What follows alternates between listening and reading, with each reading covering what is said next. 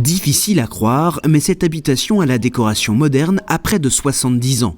Jean a emménagé dans ce quartier avec ses parents en 1948. C'est la première fois qu'il revient dans l'une de ces maisons.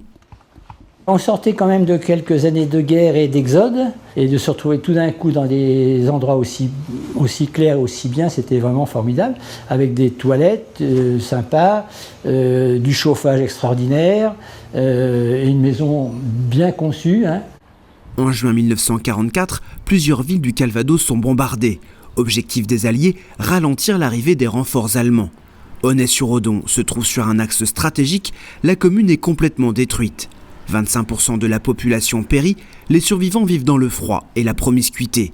Un journaliste suédois s'émeut du sort des Normands sans abri. Il lance alors un appel aux dons dans son pays. Résultat, 400 maisons seront offertes par la Suède au département du Calvados. Ces maisons suédoises seront construites autour d'une grande rue qui forme un demi-cercle et elles sont arrivées en kit. Ce qui est extraordinaire et d'une grande modernité, c'est leur conception. Elles sont à la fois en pierre et elles sont en bois. En plus des maisons en kit installées dans 10 villes normandes, la Suède offrira 4 crèches pour lutter contre la mortalité infantile. Ces logements livrés dans l'urgence pour aider à la reconstruction ont résisté à l'épreuve du temps. De nos jours, elles restent très prisées par ses occupants.